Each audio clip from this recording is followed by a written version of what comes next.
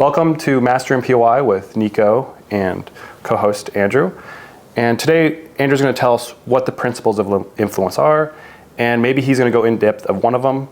So, Andrew, what is the principles of influence, the history around them? So there was 6 original principles discovered by Robert Cialdini. I think I always pronounce his name wrong.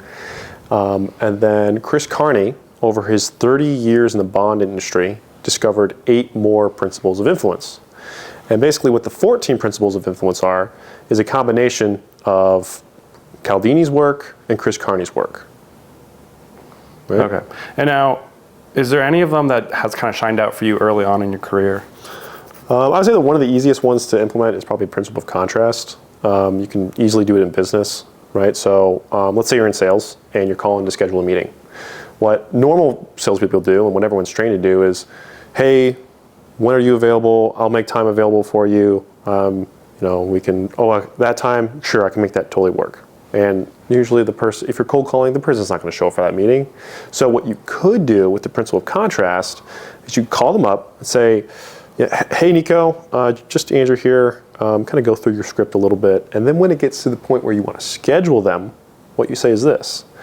Yeah, Nico, so actually I was trying to get you on a 2-hour Zoom call at 9 a.m. tomorrow. And that is super inconvenient, obviously, right? And they're just like, oh, wow, this is 2 hours of my time? I can't do this. I barely even know Nico. He's trying to pitch me something. I'm not going to do this.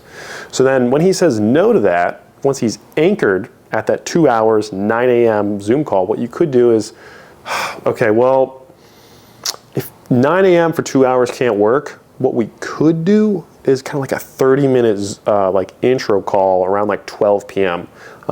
Would that be appropriate? Would that help you? And then for me personally, what happened was I went from scheduling 1 out of 10 people to 5 out of 10 people whenever I would cold call or call a new lead. Oh wow! So that's how. Sorry. Yeah. So you 5x like your scheduling just through adding this one principle. Yeah. Pretty much. Just a couple lines. I mean, you have to be genuine about it too, right? Because that's the one of the keys to the principles is you can't be you can't come off manipulative, right? You have to be genuine. If he said yes to the 9 a.m. 2-hour Zoom call, I was prepared to give it to him. Okay, so I'm ready for that Zoom call. But if he says no to it, I'm like, okay, no worries. Let's do a 30-minute intro call. Oh, okay. So with the principle of contrast, you're kind of putting a goal out there that you would love to, because if you have 2 hours with a person, you're probably going to close them or get another call with them. So that would be ideal for you, 2 hours. But then you're saying if you can't get that, you just go a little lowball. Yeah, exactly. Because you never know, especially in sales, whenever you're selling anything, you never know what that last person was introduced to. Right, so what that last person's price point was. So for example, right, if I'm talking to a prospect and he was shopping for a Mercedes-Benz, the night before, G-Wagon, AMG, what is that, like a $200,000 car, right? He's like subconsciously anchored on a $200,000 price point. So if he comes to me and I show him like a $1,500, $3,000 a month price point, he's like, oh, this is nothing. Right? But what if he was just shopping for shoes at like $100?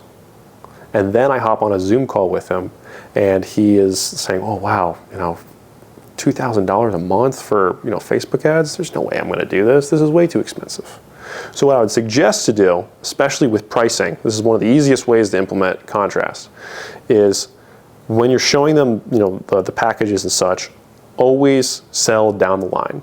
What that means is basically if you have a $10,000 package and a $1,500 package, show the $10,000 package first so that their anchor is reset, right? So rather than thinking about $100 shoes or a $200,000 Mercedes-Benz, they are re-anchored basically on a $10,000 package, and then anything after you show them is based off of that anchor of the $10K. So a lot of people. So why can't I just say I have 3 packages, 1,000, 2,000, 10,000. Why wouldn't I just want to do the 1,000 one? Because it's cheaper, more affordable. Why don't I want to anchor them there and so they can see the value of the $10,000 one? It's because that's not how human behavior works, right? It's harder to sell up the line than down the line. because if you have a higher price point, it's way easier to just bounce back to something else. So an example would be Brunswick, right? The pool tables, everyone knows them. So they were about to go out of business. Okay, no one really knows this, but they were about to go out of business. And what the marketing team came in, or I think it was Robert Cialdini actually came in, or somebody else. I'm not sure who it was. But anyways, they used the principle of contrast. So basically, he went to all the sales guys and he said, what we're going to do is, no matter who walks into that door, you are going to show them the most expensive pool table first. Okay, so that whether it was somebody with Louis Vuitton shoes or basically like New Balances, they did not care. They didn't judge anybody off their appearances. They would reset their anchor on the most expensive $20,000 pool table. And what happened was they started selling more high-tier packages, they started selling more mid-tier packages, and they started selling more low-tier packages. And over the course of a year, sales grew with nothing but this one change by 400%. 400%. Yeah. Okay, so I guess my theory of showing them the lowest is Yeah, it's retarded. I guess you would be, I don't know, it's not the right way to do it. So, oh wow, that's like incredible, the principle of contrast. Have you used this on a personal basis at all, or? So, an easy way to do it on like a person-to-person basis would be, well, I mean, Joey did it to you, right? When Joey crashed in your Tesla, what did he do? He texted you. He said, hey man, I got some bad news. And you started freaking out. Oh, right? So he's starting to anchor you off of a simple text saying, hey, I got some bad news. We got to talk later. This was like 7 a.m. And you're like, okay, well, just tell me now. I'm super focused. This is going to just keep me distracted. You started overthinking. You're coming up with the worst scenarios. And then Joey still won't give you the answer. He's like, well, dude, it's not that, it's not at all what you're saying, because you started guessing, right? It's not that, it's not this. I'll just tell you when I get home.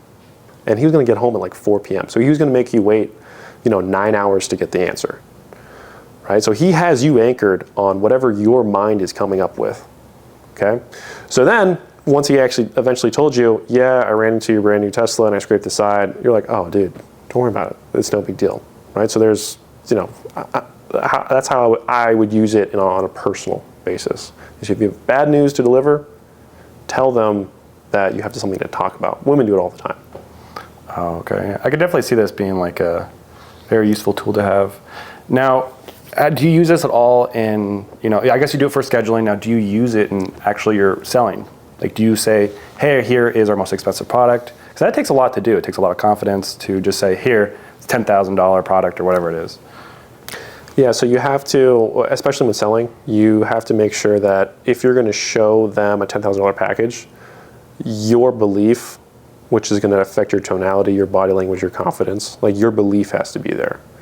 If you're just like, oh yeah, here's my $10,000 package, good luck, bye. Okay, oh, no way, you said no to it? Here's my $1,500 package. They're going to catch on to that and be like, this is just a ploy. So your belief has to be there for the actual principle. Okay, so if you don't have the belief there, it's probably not going to work, right? So it's like, I guess, do you just keep selling it and selling it until they say no? Because sometimes people dodge questions easily. So if you're how hard do you push this $10,000 package? I would say, you push it to the point where, that's a good question. You push it to the point where you don't want to come off as pushy. And I guess that kind of sounds confusing. But basically, you don't want to be like, just buy it, try to objection handle all the way through the $10,000 package. If they truly can't afford it, just reject and retreat. That's why you have the other two packages. Okay, yeah. I guess, yeah, now that if you say like a $10,000 package and then you throw in, the $2,000 or $1,000 package, it's like, oh, it's way more affordable. Maybe you won't get as many of the perks or the additions that your services offers, but yeah, it's not bad. Cool. Now, so who taught you personally this principle of contrast? So Mr. Carney, or Chris Carney, as everyone else knows him, top bond salesman for the last 30 years in the U.S. Has generated, well, I'm probably not allowed to say, well, actually, you can just bleep this part out, has generated, over with the principles, right, just using the principles. He's told me that, actually, we don't have to get into all of that. Anyways, but he mentored me for the last 7 years, but it was only for the last 2 years that he started to really teach me the principles, or maybe around 18 months or 20 months or something like that. Okay, well, thank you, Andrew, for telling us the principle of contrast, only one of the 14 principles, and there are subcategories to each principle too. So that concludes to this mini podcast, and if you find this useful, feel okay to share with friends and family, whatever you want to do. It's totally up to you. So anyways. Cool, thanks. Take care.